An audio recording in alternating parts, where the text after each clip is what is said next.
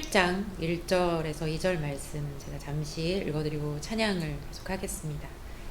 그러므로 이제 그리스도 예수 안에 있는 자에게는 결코 정죄함이 없나니 이는 그리스도 예수 안에 있는 생명의 성령의 법이 죄와 사망의 법에서 너희를 해방하였습니다.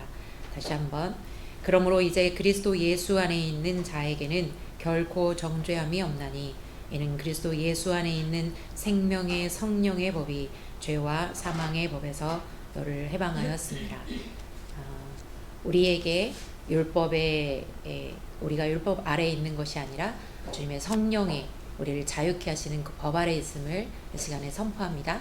예수 그리스도의 그 대제사장이 되시는 우리를 채울하시는 그 예수 그리스도를 힘입어서 우리가 하나님의 그 보좌 앞에 나아갈 수 있음을 이 시간에 선포합니다. 그리스도 안에 있다는 것이 얼마나 중요한지 그러한 자들에게만 하나님이 이러한 특권을 주시고 이러한 은혜를 주신 것 이 아침에 같이 기억하면서 다시 한번 우리 나는 용서받았네 찬양하면서 나가도록 하겠습니다.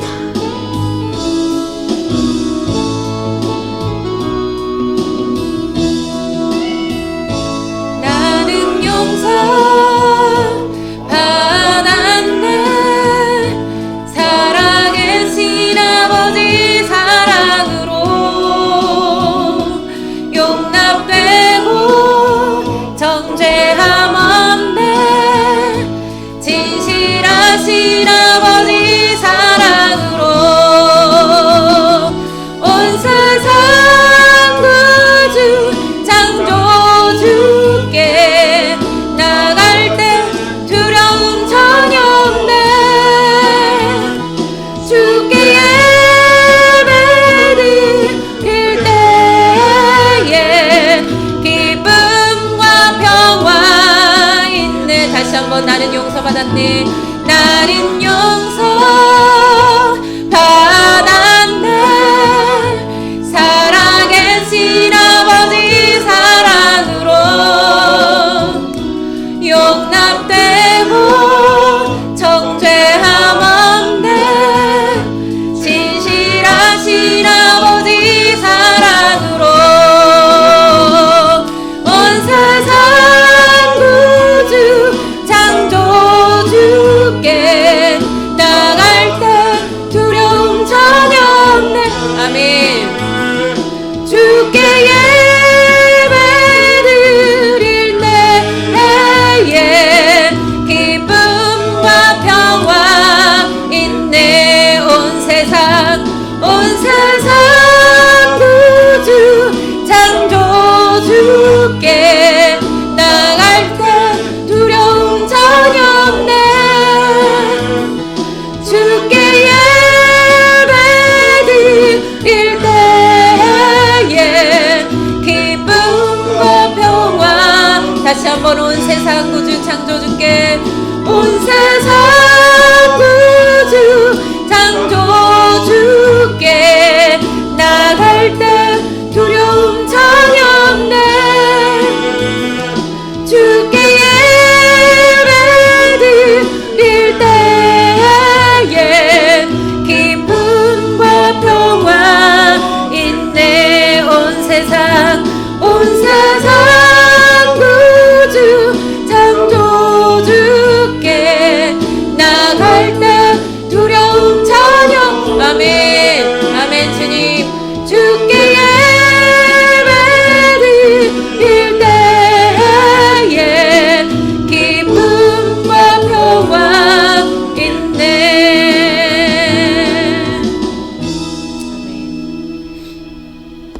사랑하는 아버지, 주님이 주인 되시고 주님이 이끌어가 주셔서 감사합니다.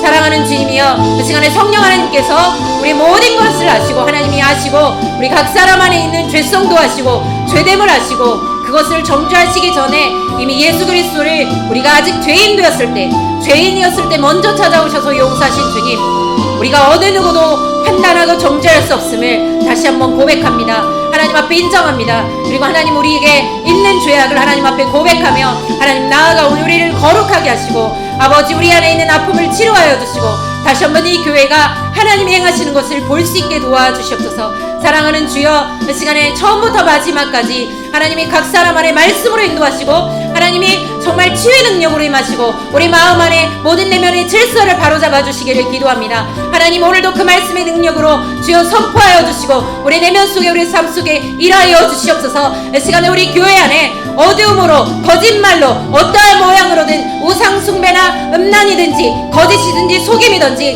하나님께로부터 오지 아니한 이 교회를 방해하고 있었던 모든 것들, 이 시간에 예수 그리스도 이름으로 우리가 너희들에게 명하노니 너희들이 이곳 가운데서 예수 그리스도 이름으로 결박을 받고 너희들의 무적행으로 떠나가 있을지어다. 악하고 더러운 것들아 떠나가 있을지어다. 하나님, 이곳을 다시 한번 주의 구름으로, 영광의 구름이 주님 임재하여 주셔서 아버지 다시 한번 우리가 그 영광 안에 새롭게 되어지고 하나님 거룩하게 되어지는 역사가 있을 수 있도록 주의 역사하여 주시옵소서. 성령 하나님, 처음부터 마지막까지 그렇게 인도하실 것으로 인하여 감사합니다. 하나님, 영광 받으시옵소서. 우리의 연약한 삶이지만, 우리의 죄된 삶이지만 다시 한번 하나님이 각 사람을 만져주시고 교회를 새롭게 하사 아버지 주의 거룩함만이, 주의 사랑만이 이곳 가운데 온전히 드러나기를 원합니다. 주여 역사하여 주시옵소서. 감사합니다. 주님, 예수님의 이름으로 기도합니다. 아멘.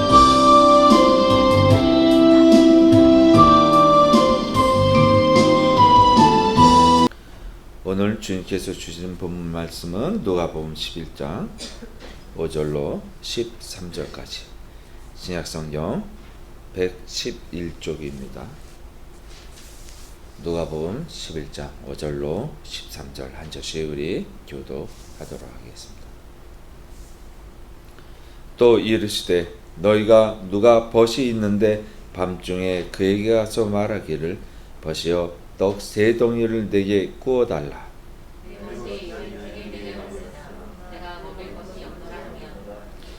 그가 안에서 대답하여 이르되 나를 괴롭게 하지 말라. 문이 이미 닫혔고 아이들이 나와 함께 침실에 누웠으니 일어나 내게 줄 수가 없노라 하겠느냐. 내가 너희에게 말하노니 비록 벗됨으로 인하여서는 일어나서 주지 아니할지라도 그 간청함을 인하여 일어나 그 유부대로 주리라. 내가 또 너희에게 이르노니 구하라 그러면 너희에게 주실 것이요 찾으라 그러면 찾아낼 것이요 문을 두드리라 그러면 너희에게 열릴 것이니. 구하는 이마다 받을 것이요 찾는 이는 찾아낼 것이요 두드리는 이에게는 열릴 것이라. 너희 중에 아버지 된 자로서 누가 아들이 생선을 달라 하는데 생선 대신에 뱀을 주며 알을 달라 하는데 전갈을 주겠느냐. 다 함께요. 너희가 악할지라도 좋은 것을 자식에게 줄 알거든 하물며 너희 하늘 아버지께서 구하는 자에게 성령을 주지 않겠느냐 하시느냐. 166장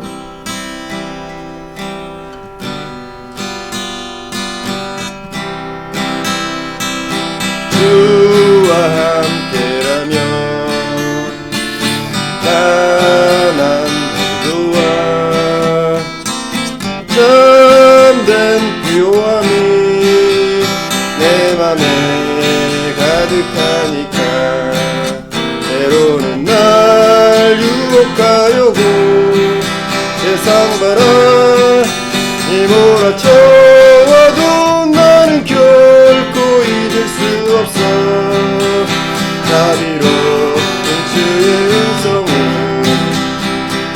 주와 함께라면 영으로 좋아. 참된 강건함이 내 맘에 가득하니까 때로는 날 넘어뜨리려 거친 파도 휘몰아쳐와도 나는 결코 놓을 수 없어. 따사로운 주의 손길을 내 맘 아시는 주 항상 함께 계셔. 약한 내 영혼에 위로하는 것 주시네. 가난해도 병이 들어도 시련해봐 어둠 속 깊어도 나는 결코 떠날 수 없어. 아름다운 그 나라를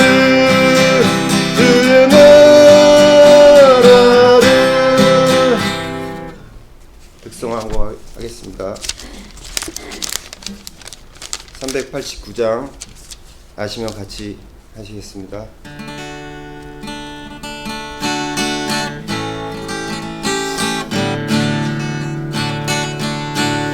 이 시간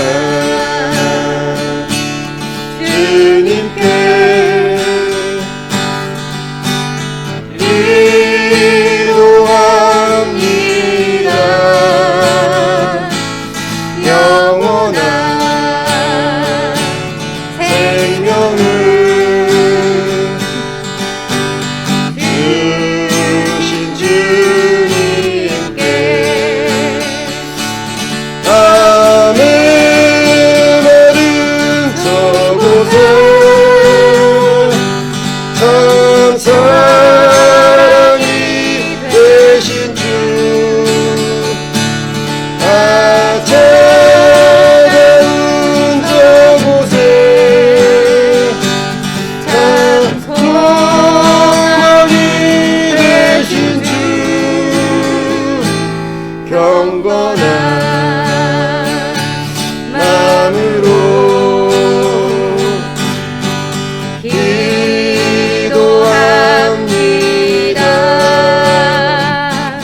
영원한 생명을 주신 주님께 이 시간 주님께 기도합니다. 진실한 사랑을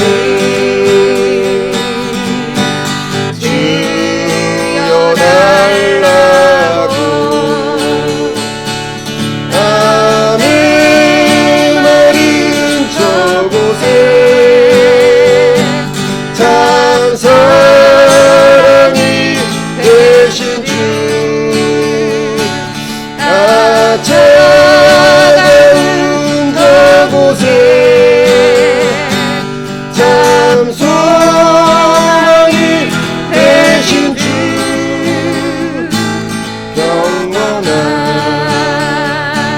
마음으로 기도합니다. 진실한 사랑을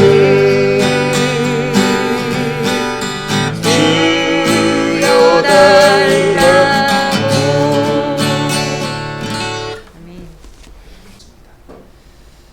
오늘 이제 제목이 성도로 부르심 받은 삶이라는 제목으로 함께 은혜를 나눌 텐데, 우리 함께 먼저 기도하시면서 하나님께 은혜 나눔의 교제를 하겠습니다. 거룩하시고 존귀하신 아버지 하나님, 오늘 이렇게 대림절 첫째 주 아버지 하나님을 기다리며 우리 주 예수 그리스도를 기다리는 첫째 주를 지냅니다. 아버지 하나님, 이 시간 저희들 마음을 모아 주님께 예배드리게 하여 주시며 저희의 기도와 간구가 온전히 주의 뜻과 주의 나라를 위하여 간구하고 기도할 수 있는 저희들 되게 하여 주시옵소서. 거룩하신 말씀으로 옷 입혀 주심을 믿사오며 오로지 우리를 구속하신 우리 주 예수 그리스도의 이름으로 감사드리며 기도합니다. 아멘. 할렐루야. 모습이 새롭게 확 변한 것 같아요. 권사님이 머리를 바꾸시니까 확 변해버렸는데요. 뒤에서 딱 자리 잡고 계셔서 분위기가 너무 좋습니다. 오늘 본문 누가복음 11장 5절로 13절 이렇게 읽었는데요. 우리 항상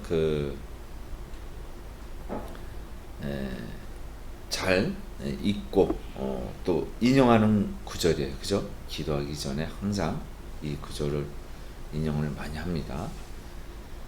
그래서 더욱더 우리에게 뜻깊은 고백인 줄로 믿습니다. 다 아시다시피 한국 교회가 이제 100년이 이제 지나서 이제 100년 이상으로 200년으로 이제 달려가고 있는데요. 그 증거자로서 이 한국 땅에 기독교의 첫 세례자가 노춘경이라는 분인데요. 우리 물론 이제 천주교에서는 한승훈을 첫 세례자로 이야기합니다. 근데 우리 기독교에서는 보시겠지만 조선 땅의 첫 세례자 이래가지고 이제 이 주고 썼어요. 그분이 세례를 받으려고 준비를 해서 누구한테 받아서 교육을 받고 예수를 믿겠느냐 이렇게 해서 세례자로 나온 게 아니에요. 이 양반 아시다시피 우리나라에는 놀랍게도 선교사님들이 들어오기 이전에 예수 그리스도를 알고 있는 사람들이 있었어요.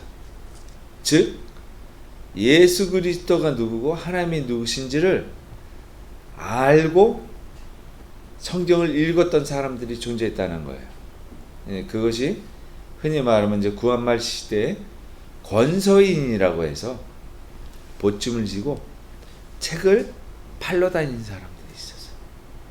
근데 그 책을 팔기 위해서 동네 경로당 같은데 이제 마을역에 딱 있어서 그 책에 대한 내용을 변사처럼 이야기를 해주는 거예요. 그래서 권서인을 통해서 성경이 먼저 들어왔습니다. 하마저 이 성경이 누가복음, 마태복음 이렇게 해서 한자로 된 걸 들어왔는데 나중에 선교사님이 보니까 그 성경이 벽에 도배가 되는 거예요. 우리 아시겠지만 김일성 동상이 서 있는 그곳이 예전에 어떤 교회였는지, 어떤 교회였어요? 장대원 교회. 그 장대원 교회가 쉽게 말하면 니은자로 기역자로 된 교회예요. 한옥 구조가 이렇게 되어져 있잖아요. 근데 이렇게 되어져 있지만 요 꼭지점을 보면 이렇게 V자예요. 그죠? V자로 이렇게 딱 되어 있어요. 그래서 여기 V자에서 이쪽으로 한옥이 나 있고 이쪽으로 한옥이 나 있는 거예요. 그래서 강대상이 여기 있어서 여기는 여성분들, 여기는 남성분들이 예배를 받던 거예요. 이 장대영 교회가 서기 전에 이것이 여러 풍파를 거치면서 여인숙으로 객주집으로 변합니다. 그래서 많은 사람들이 드나들고 그 나중에 인수한 사람이 그 집에 가보니까 거기에 도배가 돼 있는 거예요. 그런데 지금 장대영 교회가 없어졌어요. 자체가 없어요. 그 모형이 지금 있어요. 있기는 모형이 있습니다. 그런데 그 위에 우상이 세워져 있어요. 놀랍죠? 다른 데도 아니고 그 장대영 교회 위에 김일성 동상이 세워졌다는 거예요. 이 성경에서 우리에게 첫 계명을 주신 10계명 이것을 본떠서 북한에 뭐라고 하죠? 10분조인가요? 10분조인가? 그거를 만든 거예요. 비슷해요. 왜냐하면 안타깝게도 김일성 어머니가 강반석이라고 권사예요. 권사. 기독교 집안이에요. 김일성. 근데 제가 항상 하는 이야기로 만일에 지금 김정은이 예수를 믿는다면 어떻게 될까? 그죠? 부러워입니다. 김일성이든 죽었지만 그가 예수를 믿는다면 구원을 받을 거야. 아무리 큰 죄를, 흉악한 죄를 지었다 하더라도 예수를 믿는다면 예수님을 영접한다면 그는 분명히 천국에 갑니다. 그러나 그럴 일은 거의 없죠. 그렇죠? 믿음이라는 게 그렇게 쉽게 주어지는 게 아니고, 더군다나 하나님이 허락하셔야 우리에게 믿음이 허락된다는 거예요. 이 노충경이라는 분은 그래서 먼저 얘기를 들었어요. 쪽복음이라고 받았는데 제대로 된 성경을 보고 싶은 거예요. 그래서 선교사를 찾아가요. 그래서 이야기합니다. 좀 전반적으로 전체적으로 이 책이 성경이라고 하죠. 이 책이 도대체 어떤 책인지 좀 설명해 줄 수 있는 그런 책을 좀 줘라. 그랬는데 그 성경조차도 받지는 못해요.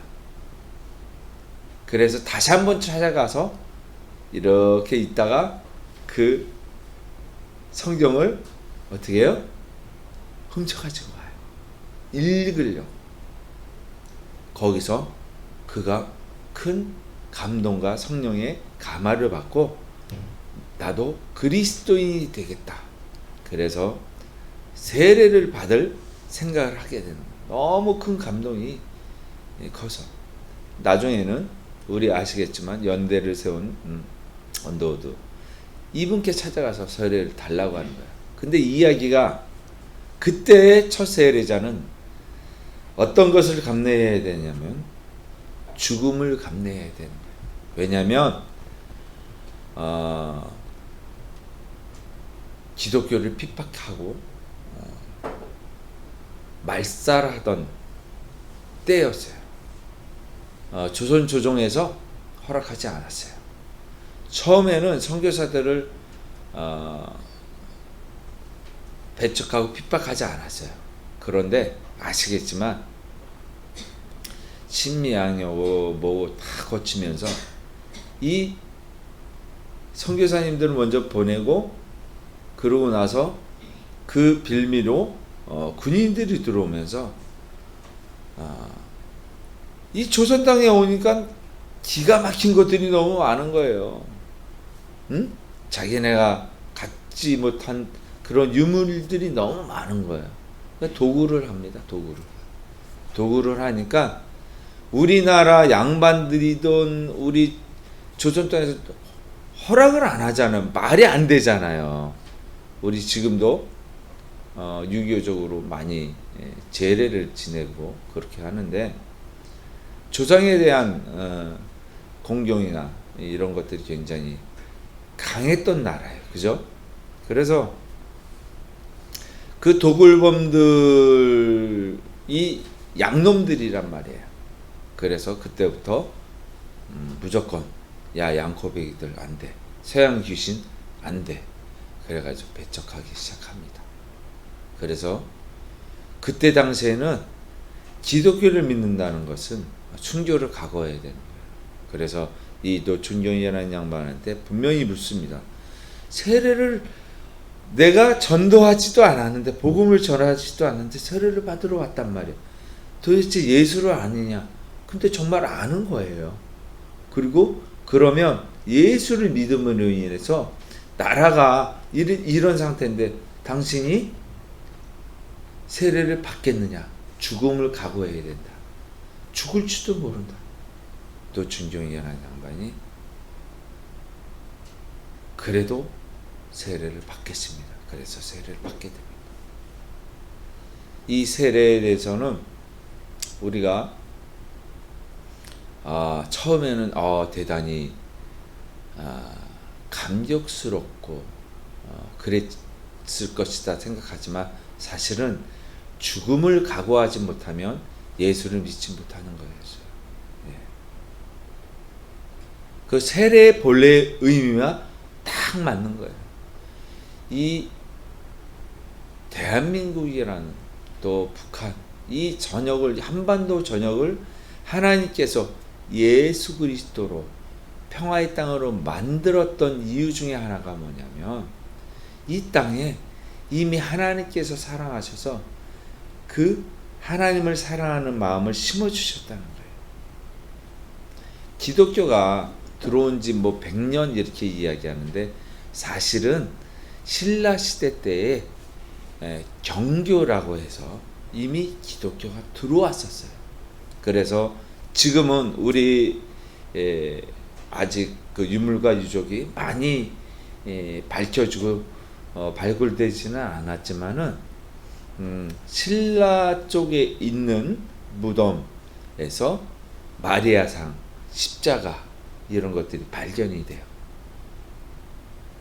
경남에 어느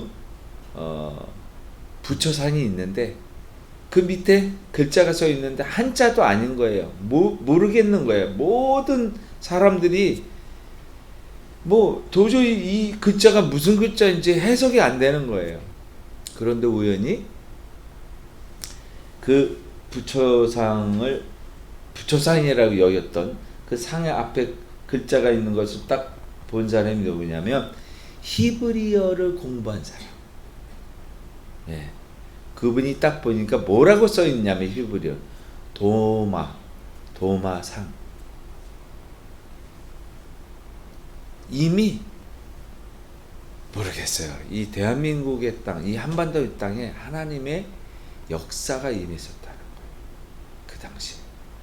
그래서 화랑에 대해서도 영향을 미쳤다는 거예요. 그래서 화랑의 뭐라 그래요? 화랑의 일 그리고 신라 화랑의 풍속이 뭐냐면 풍류를 쫓아간다고 하잖아요. 그죠? 풍류를 쫓아가고 이 풍류를 쫓아간다는 것이 바람을 쫓아간다. 성령을 쫓아간다는 그런 뜻이라는 거예요. 희한하게 이 바람에 대해서는 신라가 무궁무진한 유물들이 많아요. 신라의 왕관이 세계에서도 가장 아름답고 고귀한 작품으로 지금도 세계에서 꼽히고 있습니다. 신라의 왕관이 어떻게 돼 있어? 무슨 사슴뿔처럼 이렇게 돼 있고 거기에 동그란 살랑살랑한 판 같은 게 달려 있거든요. 이게 흔들려요. 흔들리면 찰랑찰랑 한단 말이에요. 그죠? 아줌마들 땡땡이 같은 거 동그란 거 붙이잖아요. 그런 게 그 왕관에 붙어 있는 금으로 된. 왜냐하면 바람이 불면 그것이 찰랑찰랑 거리는 거예요. 성령의 바람 불어. 이 바람을 뜻하는 거예요. 어쨌든 간에 또 신라 경교가 들어오기 이전에 대천덕 신부님 이 이야기하신 그런 내용 중에 하나가 뭐냐면 아마 우리가 알고 있는 구약 창세기에 있는 11장 이전에 이미 한반도에 다시 말하면 장자의 후손들이 이 땅에 왔을 것이다. 이 땅의 거류민들이 그래서 어디에서부터 왔느냐? 저쪽 서쪽부터 왔다. 그래서 항상 서쪽을 본향이라고 이야기하는 거예요. 우리의 서쪽이 어디예요? 이스라엘 쪽 땅이란 말이에요. 그죠? 그것이 바로 이어져 온 우리 민족의 이동 용로하고도 일치하고 있어요. 놀라운 사실이죠. 그렇게 뼛속 깊이 이 한반도 땅에 은혜를 하나님께서 주시고 창조주의 뜻이 섭리가 이곳에 있었던 걸로 믿습니다. 섭리라는 그 원어를 쫓아가면 이게 providence 이게 공급이라는 뜻이에요. 똑같아요. 섭리가 하나님의 섭리가 하나님께서 공급해 주신다. 하나님께서 주신다라는 뜻이거든요. 하나님의 이치가 우리의 삶을 만들어 준다. 이런 뜻인 것이죠. 하나님의 섭리가 이 땅에 이미 있었던 걸로 믿습니다. 오늘 본문을 집중하기 위해서 서로는 저 세례자와 또 이 땅에서 어떻게 하나님의 은혜가 베풀었는지를 간략하게 설명해 드렸는데요. 한번 본문을 한번 우리 한번 다시 한번 읽어볼게요. 또 이르시되 너희 중에 누가 벗이 있는데 밤중에 그에게 가서 말하기를 벗이여 떡 3덩이를 내게 구워달라. 내 벗이 여행 중에 내게 왔으나 내가 먹일 것이 없노라 하면 그가 안에서 대답하여 이르되 나를 괴롭게 하지 말라. 문이 이미 닫혔고 아이들이 나와 함께 침실에 누웠으니 일어나 너에게 줄 수가 없노라 하겠느냐. 내가 너희에게 말하노니 비록 벗됨으로 인하여서는 일어나서 주지 아니할지라도 그 간청함을 인하여 일어나 그 요구대로 주리라. 자, 이스라엘의 풍속 중에서는요, 나그네 대접하는 것을 하나님께서 주신 덕목으로 알고 있어요. 그래서 집이 없는 자들, 노숙하는 자들, 여행에 있는 자들을 항상 환영해서 대접해서 자기 집에서 대접해야 된다는 거예요. 이것을 그 이웃, 친구도 알고 있었던 것이에요. 그런데 더군다나 그 벗이 간청하여, 그 요번에 개혁 개정은 간청이라고 했지만 개혁한 건 강청이라고 했어요. 강하게 요청한다는 거예요. 그래서 간청이 무엇인데 도대체 무엇이길래 간청했기 때문에 내가 그 요구대로 들어주리라. 내가 그 사람의 상태가 어떤 상태냐면 아이들도 재우고 침실에 누웠어요. 잠자리에 누웠단 말이죠. 누웠는데 자다가 들락말락 하는데 문을 두드리는 거야. 문을 두드려. 그래서 어떻게? 아니, 잠자려고 누웠는데 얼마나 짜증이 나요. 그죠? 하루를 졌고 이제 잠자리에 들어서 피곤과 하루의 삶을 또 묵상하면서 내려놓고 누워있는 그런 시간이란 말이죠. 그런데 이것은 무엇을 뜻하겠어요? 하루가 끝났다라는 거잖아요. 그죠? 해가 졌다는 뜻이에요. 해가 질 때 뭐 하십니까? 해가 질 때. 어제 뭐 좀 늦게까지 어딜 좀 장례에 다녀왔는데 해가 졌는데도 환한 대낮이 있는 곳이 있더라고. 코로나가 극성인데도 라페스타 아시죠? 일산. 완전히 대낮이에요, 대낮. 제가 한 10시 정도까지 그쪽에 잠깐 갔었는데 뭐 좀 하려고. 아유, 깜짝 놀랐어요.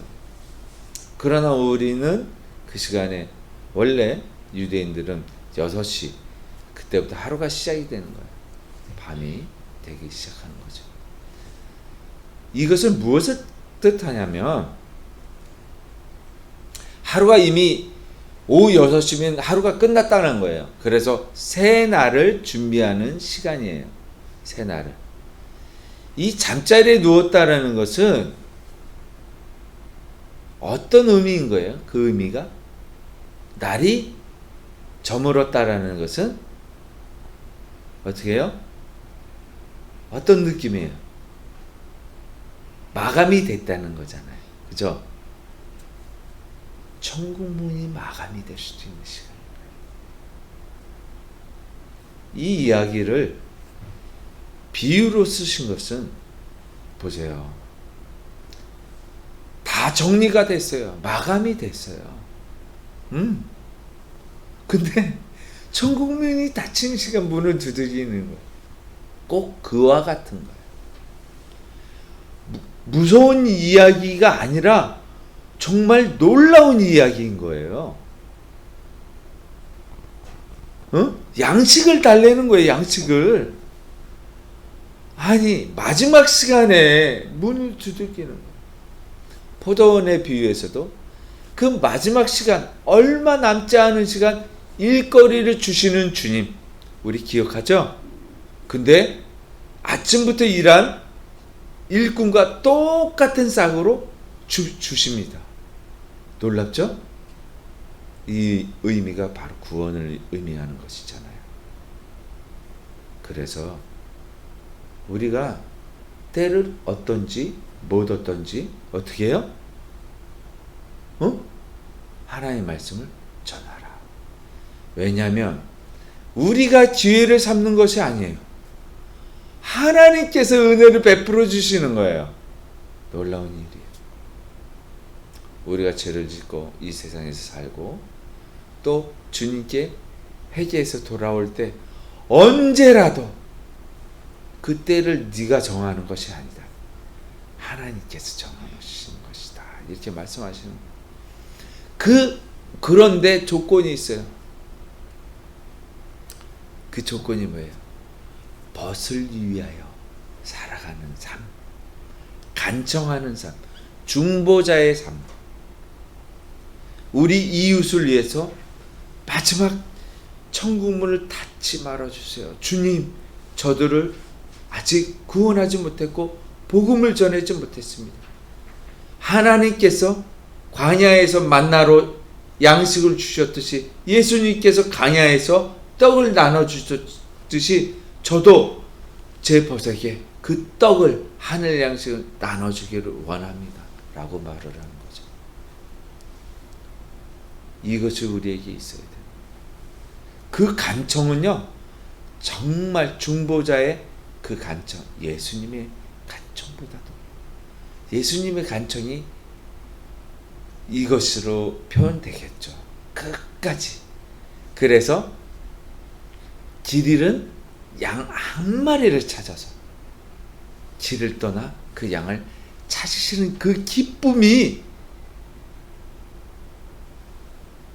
얼마나 큰지.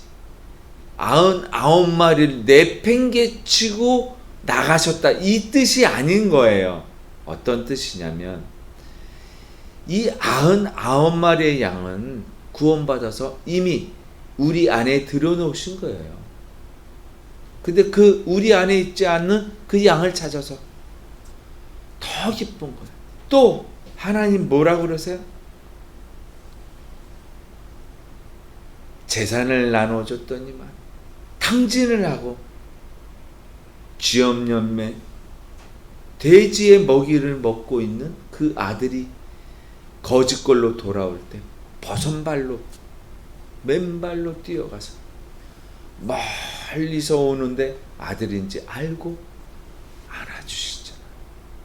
그를 위해서 잔치를 배설하십니다.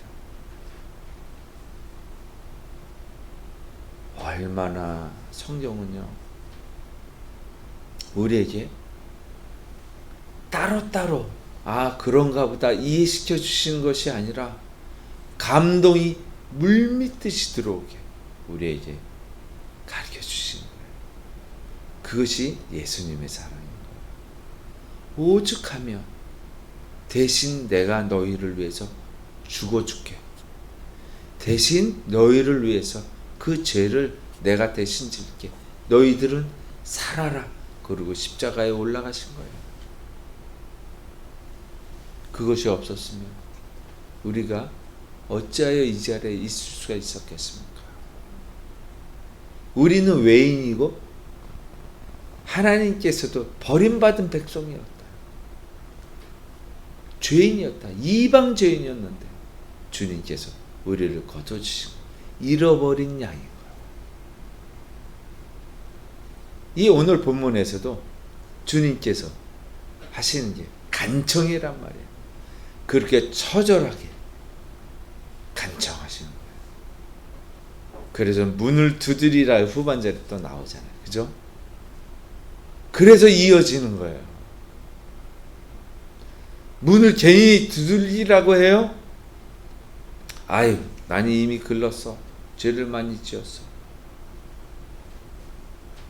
그 전에 한번 제가 간증을 했었죠. 박효준 장로님이 간증했던 이효송이라는 그 장이동 가족 살해 사건 주범이었던 그가 마지막 죽을 때 하나님께 영광 돌리고 사형당했던 이야기를 드렸던 적이 있어요. 그렇습니다. 보세요. 얼마나 주님께서 우리에게 무엇을 하라고 가르치시고 무엇을 어떻게 하라고 하시는지, 우리는 어떻게 그에 따라야 되는지 그것을 봐야 됩니다. 그래서 마태복음 15장 4절 한번 읽겠습니다. 시작. 예수께서 대답하여 이르시되 나는 이스라엘 집에 잃어버린 양 외에는 다른 데로 보냄을 받지 아니하였노라 하시니. 누구예요? 누구에게 하시는 말씀이세요? 그죠. 어떤 여인이 있는데 그 여인이 딸이 귀신 들려 병 들렸다. 그래서 주님께 간청하는데 뭐라고 말씀하세요? 이스라엘의 잃어버린 양 외에는 내가 다른 데로 보내심을 받지 아니하였다. 너는 해당되지 않아. 내가 너를 위해서 왔는지 아니? 이게 마지막 물이에요. 이게 마지막 때예요. 마지막 때. 수로 보니 이게 가나안의 여인이에요. 이방 여인이에요. 그래서 이스라엘의 잃어버린 양 외에는 다른 데로 보내심을 받지 않아요. 이렇게 말씀하십니다. 후반절 볼게요. 읽어볼게요. 시작. 대답하여 이르시되 자녀의 떡을 취하여 걔들에게 던짐이 마땅하지 아니하니라. 그렇게까지 모멸하십니다. 이 여인에게 자녀의 떡을 취하여 너 개야. 내가 개한테 주겠어? 아니야. 줄 수 없어. 이렇게 단호하게 말씀하신 거예요.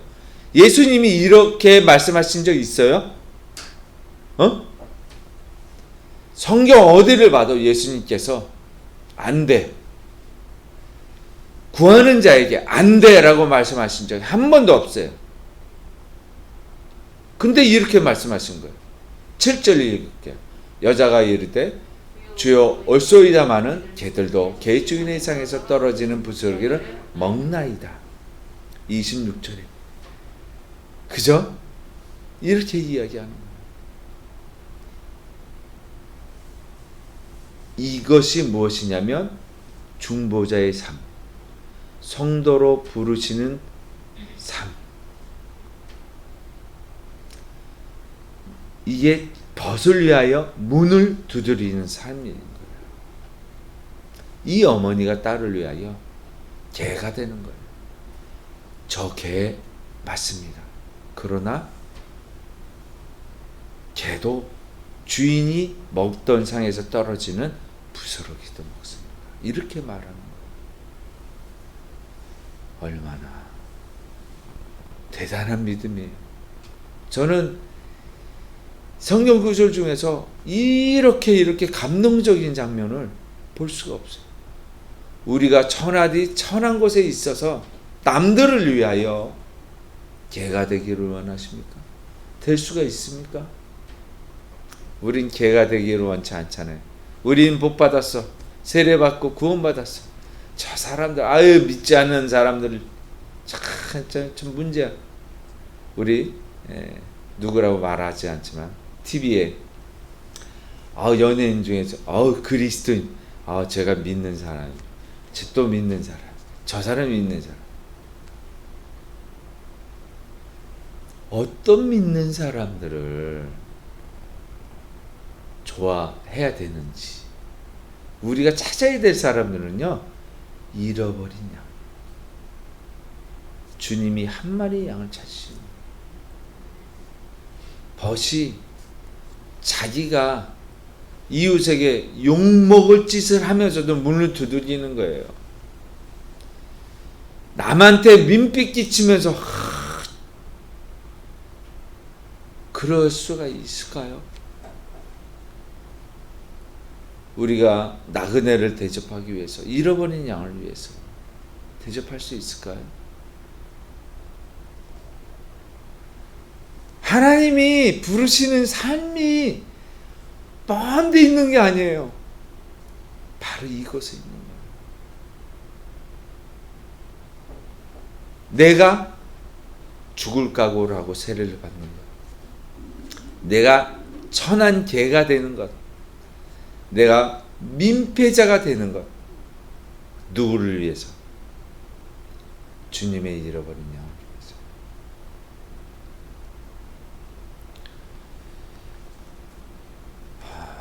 위해서. 후반절 본문도 한번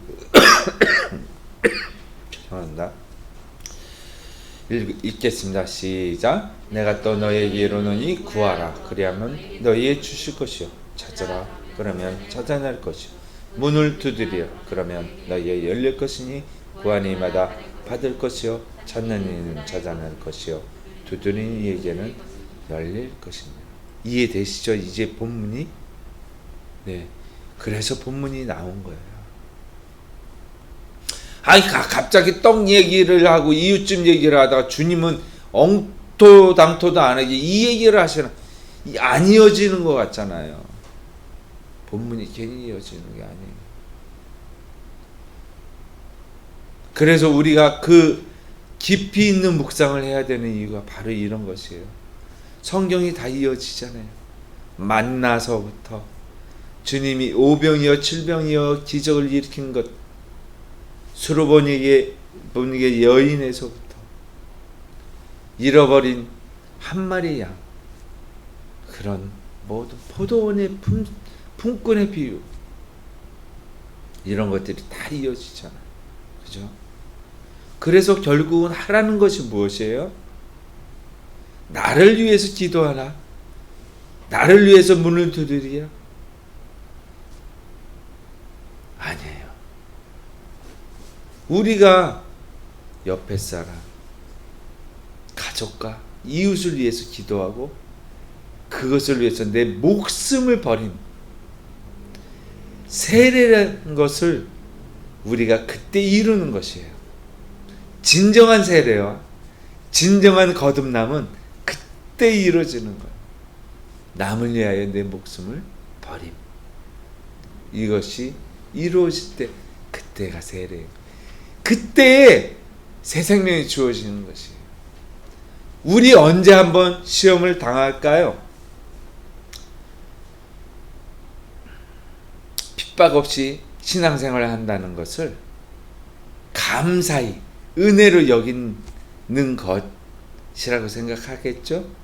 아니에요. 정말 우리에게 진정한 구원이 주어지지 않을 수가 있어요. 평안한 삶, 평안한 신앙생활, 이것을 복이라고 생각하십니까? 우리는 이웃을 위해서 고난과 핍박을 자청해야 되지는 않겠습니까? 왜? 우리의 구원을 위해서.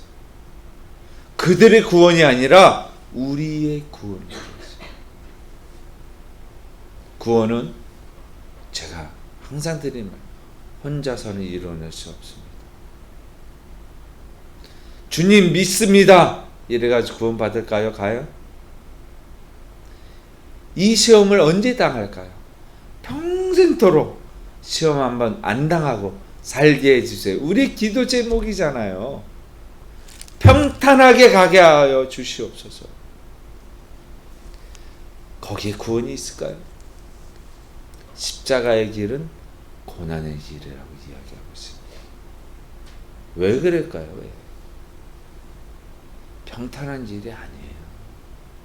이 세상에서 복을 누리고 살라 하는 구원이 아닙니다. 구원의 열매는 우리가 하늘의 밀알이 돼서 그 땅에 심겨져서 썩어지는 것이에요. 내가 없어지는 것이에요. 이것을 이 땅에서 진정으로 일어날 수 있는 기회가 있을까요? 말로는 내가 그런 삶을 흉내는 낼 수 있겠지만 진정으로 그렇게 살아갈 수 있을까요? 우리는 과연 얼마나 잘났을까요? 저 밖에 있는 사람 믿음을 잃고 다시 세상으로 돌아간, 또 이 세상에 있는 것이 좋다고 하는 사람들, 그 사람들과 구별됐다고 해서 좋아만 할까요? 과연 그렇게 될까요? 북한 땅에 핍박받고 있는 믿음의 형제들, 그 땅에 있는 동포 형제들, 그들을 아이고 불쌍하다 이렇게만 느끼면 될까요? 과연 이 시대에 우리에게 주신 주님의 사명이 무엇이고 우리의 삶의 목적이 무엇이고 어떤 것을 찾아 헤매야 되는 것일까요? 정말 쉽지 않아요. 그죠? 정말 쉽지 않아요.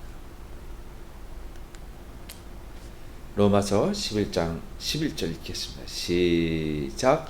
그러므로 내가 말하노니 그들이 넘어지기까지 실족하였느냐? 그럴 수 없느니라. 그들이 넘어짐으로 구원이 이방인에게 이르러 이스라엘로 시기나게 함이니라. 이 로마서 11장 11절은 뭐냐면 그들이 넘어지기까지 설득하였느냐? 넘어지기까지 설득하였느냐? 그럴 수 없다라고 얘기해요. 그 말은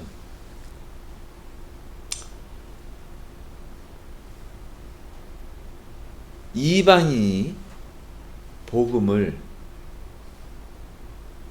모르고 살아가는 것, 이것을 뭐라고 얘기하냐면 넘어짐이라고 얘기해요.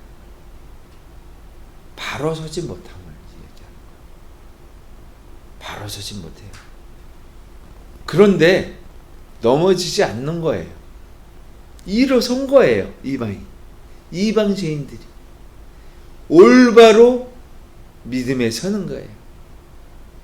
그래서 이스라엘이 하나님께 복을 이방 죄인에게도 주셨어. 이게 뭐야? 하나님은 우리 하나님인데 이렇게 알고 있는 이스라엘 첫 아들에게 질투나게 하는, 시기나게 하는 거예요. 탕자가 돌아온 아버지가 그 아들을, 둘째 아들을 안았지만 첫째 아들을 어떻게 했어요? 어찌하여 내게는 잔치를 배설을 한 번도 하지도 않았고 소양을 한 번이라도 잡아주셨어요? 잔치를 배설하셨어요? 저를 위해서? 이렇게 이야기합니다. 이 뜻이 바로 이스라엘. 먼저 믿은 우리에게 주어주는 말이에요. 우리는 안전하다. 안전지대가 있다. 교회 안에 있으면 안전지대가 있느냐? 아니에요. 교회라는 건물 아니고 우리 마음속에 안전지대가 있어요. 그것이 뭐예요? 우리 마음속에 주님이 계시는 거예요. 그죠? 할렐루야? 하나님의 은혜는 어떻게 해요? 우리를 머리카락까지 새 신바돼요. 근데 그것까지 넘어서 하나님 어떻게 하시냐면 우리의 이름을 기억하시고 불러주신다는 거예요. 얼마나 큰 은혜입니까? 시편 91편 읽습니다. 시작. 하나님이 이르시되 그가 나를 사랑한즉 내가 그를 건지랴. 그가 내 이름을 안즉 이렇게 말씀하십니다. 우리가 무엇을 한 거예요? 주님을 알고 하나님을 안즉, 중요한 말씀이에요. 하나님을 모르면은요, 하나님이 이름조차도 불러주지 않아요. 머리카락 안 세요. 알고 계시지만 머리카락까지 세신받았다는 것은 꼼꼼히 우리의 아픔과 어려움과 힘든 것들을 기억하고 계시기 위해서 세신다는 거예요. 그런데 우리가 하나님을 모르면 하나님, 내가 다시 너에게 머리카락을 세지를 않아. 너를 셈하지 않겠어. 이렇게 말씀하시는 거예요. 얼마나 참혹한 이야기예요. 무엇을 원하십니까? 무엇을 원하십니까? 하나님을 알아야 된다고 이야기하잖아요. 호세아 4장 1절 읽을게요.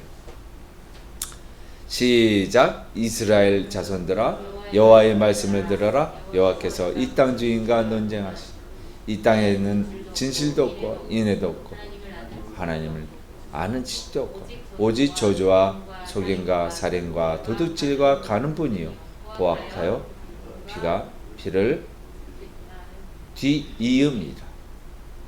얼마나 포악한지. 이 상태가 어떤 상태예요? 우리의 상태예요. 이스라엘의 상태가 아니에요. 정말 이 지금 본절 앞에까지 은혜의 말씀을 나눴지만은 우리가 하나님을 얼마나 알려고 노력해 왔어요. 정말 하나님을 얼만큼 느끼려고 해왔습니까? 이것이 없으면 이름조차도 머리카락도 안 세신대요. 인애도 없대요. 하나님을 아는 지식이 없대요. 그래서 호세아서는 분명히 하나님을 알자. 6장에서는 분명히 힘써 알자. 무엇을 내 백성이 지식이 없으므로 망하였도다 라고 말하고 있는 거예요. 하나님을 아는 지식이 없다는 거예요. 알려고도 안 하는 거예요. 그러니까 어떻게 간청할 수가 있어요? 문 두들릴 생각조차를 못 하는 거예요. 이웃에게 떡 빌릴 생각을 못 하는 거예요.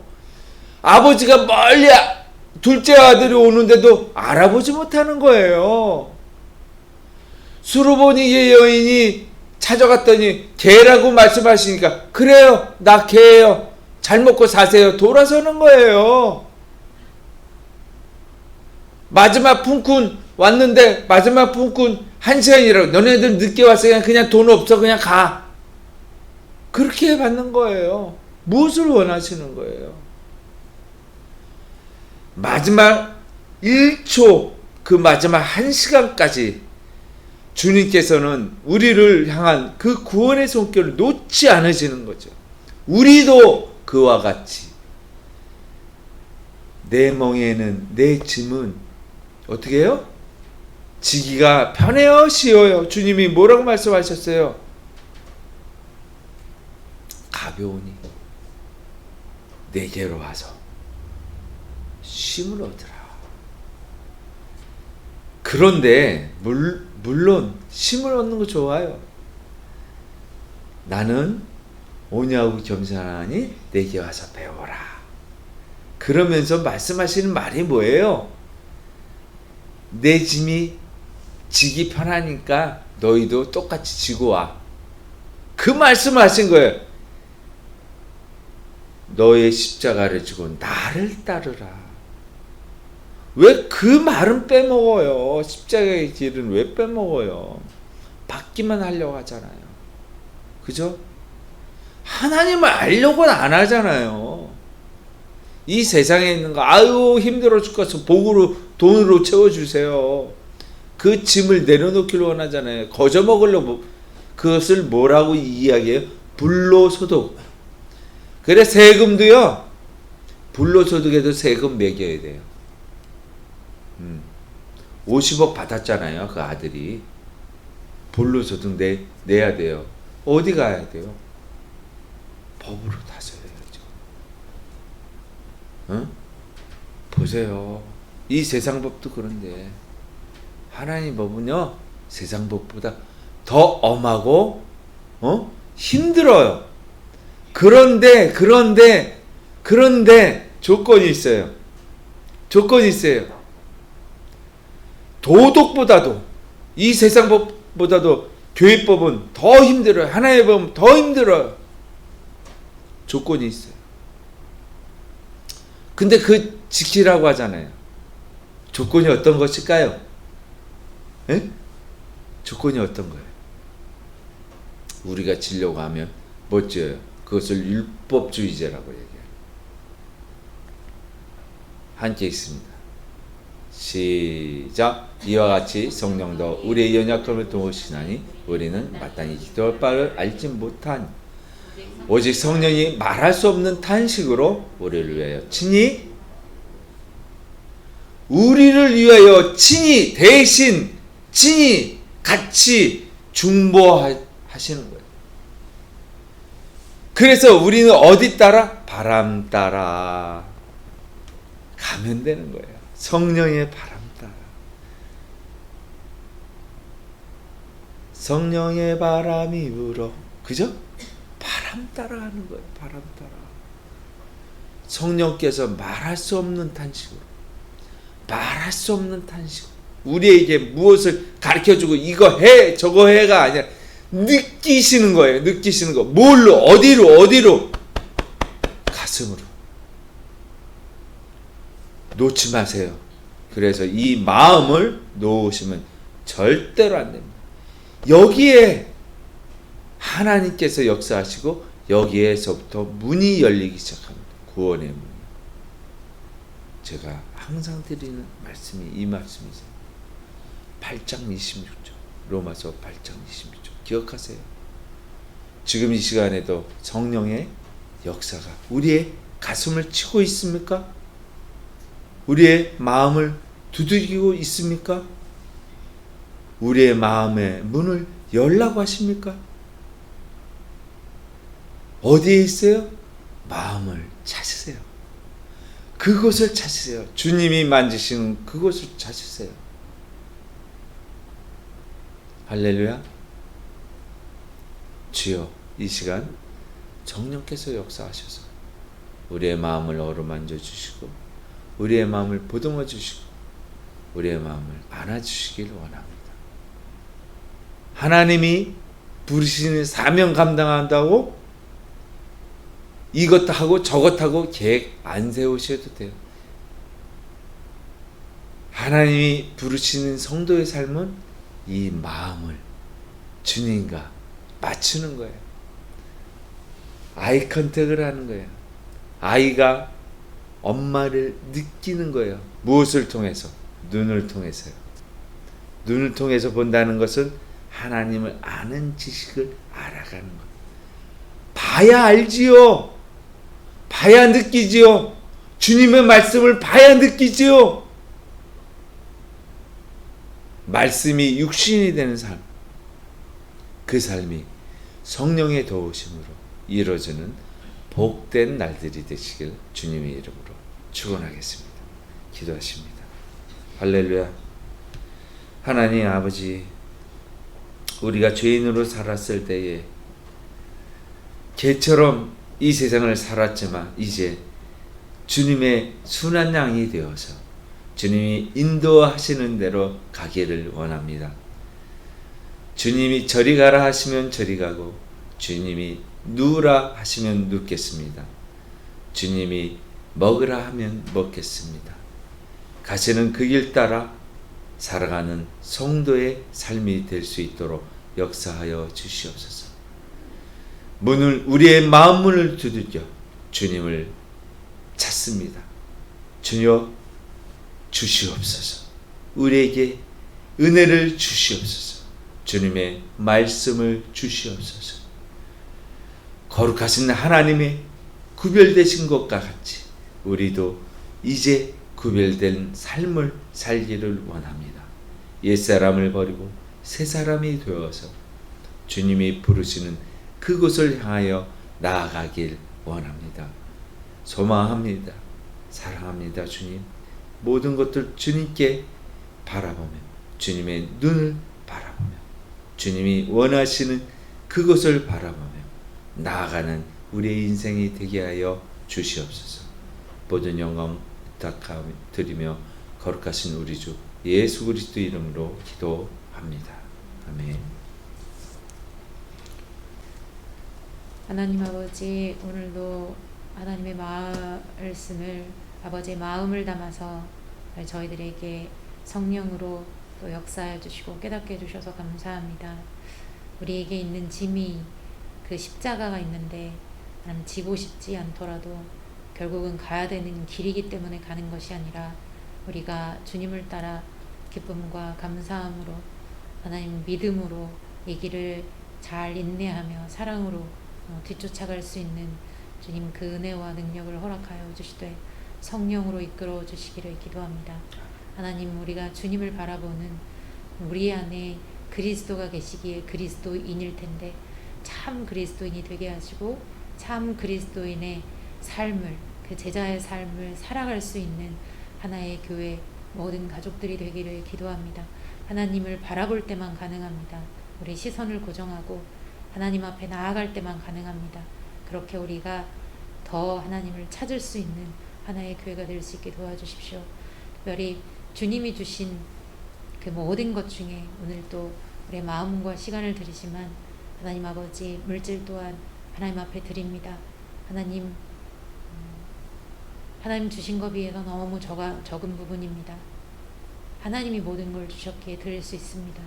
하나님이 받으셔서 아버지의 이름을 위하여, 하나님 나라를 위하여, 영광을 위하여 사용하여 주시되 속히 우리가 주변에 있는 이웃과 또 어려운 사람들, 도움이 필요한 사람들에게 그렇게 함께 나눌 수 있는 우리 모두가 되고 교회가 될 수 있도록 주께서 복 내려 주옵소서. 감사드립니다. 주님 사랑합니다. 예수님의 이름으로 기도합니다. 아멘. 오늘은 아까 저기 특송을 했는데요. 그 기도라는 곡이었었는데 그 곡에 관해 기억을 한번 말씀드리려고 합니다. 원래는 이제 말씀을 드리고 그 곡을 제가 부르려고 그랬었어요. 그리고 한 2, 3분 하고 그 곡 딱 부르면 되겠다 그랬는데 그냥 같이 나누고 싶고 또 선교사님 도와달라고 그래서 같이 좀 평상시 부를 때 또 어려우기도 하고 그렇기도 했는데 그냥 같이 나누고 싶더라고요. 그래서 제가 불렀는데 그 곡이 제가 20대 군대 가기 전이에요. 제가 그 교회 이제 어머님 장례도 치러주시고 아버님 장례도 치러주신 그 교회에 이제 나가게 됐어요. 그때가 이제 군대 가기 전이었는데 그 저희 아버님이 이제 저희 초등학교 때 아버님에 의해서 우리가 교회를 다니다가 못 가게 됐었어요. 아니 다니지 말라 그래가지고 그래서 저희가 이제 아버님이 옛날에 이제 절도 가서 계셨고 저희 이제 할머니는 친할머니는 다니셨어요. 권사님이 그러셨던 것 같은데 그래가지고 이제 못 가게 됐어요. 교회를. 그래가지고 딱 끊고 그냥 쭉 지내다가 학생 때도 거의 교회 다닐 그런 게 없었어요. 그냥 지내다가 그 청년 군대 가기 전에 돼가지고 그때는 제가 좀 마음도 이렇게 굉장히 황폐해 있었던 것 같아요. 뭘 해야 될지 제가 뭐 뚜렷한 목표도 없고 그렇고 뭐 한 것도 없고 뭐 공부라도 잘했으면은 좀 그랬을 텐데 공부도 잘하게는 생겼지만 공부를 못해가지고 네, 엄청 잘하게 생겼대요. 공부도 못한 데다가 막 방황하고 막 마음이 그랬어요. 그래가지고 그런 과정에서 아버지하고 또 충돌이 있었고 제가 일방적인 어떻게 잘못이었지만 그러니까 이제 결국엔 교회를 아버지하고 저하고 이제 인도를 하셔가지고 가게 되는 계기가 됐어요. 그래가지고 위에 사시는 분이 저희가 이제 그때 이제 마천동에 살았는데 위에 사시는 분이 장로님이셨어요. 우리는 지하에 거의 지하 1층 같은 지하에 살았는데 뭐 그랬어요. 하여튼 그래가지고 그분이 다니시던 그 마천동 교회를 나가게 됐어요. 그래가지고 나갔는데 그 청년 예배가 있다고 그래서 청년 예배를 제가 가봤었는데 그때 청년들이 쫙 앉아 있더라고. 자리에 앉아 있고 그때 그분이 이 곡을 가르쳐 주고 계셨어요. 칠판에다가 이 시간 주님께 기도합니다 해가지고 여기 칠판에다 쭉 가르쳐 주고 계시더라고요. 저는 뭐 찬송가는 좀 알았죠. 전에 이제 찬송가 뭐 교회 다니면서 어렸을 때나 듣고 한데 알아가지고, 근데 이런 복음성가나 이 곡은 처음이었는데 굉장히 마음이 이렇게 좀 편하면서 뭔가 좀 은혜스럽다는 걸 느꼈어요. 그래가지고 그때 저기 그 청년들도 쭉 앉아 있고 청년들도 있고 한데, 예, 그래서 그 전도사님이라고 그랬는데 이제 전도사님 나중에 알게 됐는데 전도사님 소아마비였어요. 소아마비. 그리고 어머님이 그 교회에서 전도사님으로 일하고 사역하고 계시고, 그 다음에 그 따님이 또 이렇게 그러니까 나중에 알았지만 제가 이제 군대 갔다 오고 나서도 성가대도 하고 이제 좀 교회 활동 청년회도 하면서 알았는데, 그 전에는 제가 군대 가기 전에는 그렇게 교회 나가고 별로 뭐 이렇게 같이 하진 못했었는데, 그 선교사님이 이렇게 소아마비이셨는데 이렇게 가르치고 계셨어요. 그 곡을, 기도라는 그 곡을. 근데 그때 기억이 참 계속 남아있고, 오랫동안 또 신앙생활을 안 했잖아요. 학교 다닐 때도 안 하고. 진짜 20대 이제 군대 가기 전에 와서 그랬는데, 그렇게 해가지고 알게 됐습니다. 그래서 그런 또 뭐 그때는 또 마음이 또 순수하고 그런 뭔가 절실한 마음이 있지 않았었나. 그래서 지금 생각해보면 어떻게 보면 지금은 어떻게 조금 숨은 쉬잖아요. 숨은 쉬고 살고 있는데, 그 당시에 그런 마음 때문에 더 와닿았을 수도 있고, 이제 하나님이 인도하심으로 해서 그렇게 이제 하다가 군대 갔다 와서 청년회 좀 다니고 그렇게 했던 그런 생활들이 이제 생각이 나서 그런 마음을 이제 뭐 가져야 되지 않나. 그래서 이제 여러분 앞에서 곡과 함께 그런 제가 지내왔던 그 내용을 말씀드리고 싶어서 이 말씀을 드렸습니다. 감사합니다. 지금은 우리 주 예수 그리스도의 은혜와 하나님의 무한하시고 지극하시고 선하신 사랑과 성령님의 감동감화 교통하심이 지금 마음문을 열고 주님을 찾으며 주님께 구하는 모든 머리 숙어 기도하는 자들 머리 위에와 저 북녘 땅의 동포들과 땅끝까지 이르러 복음이 증인되어 살아가는 삶을 살아가는 모든 백성들의 머리 위에와 이제부터 영원까지 함께 있을지어다.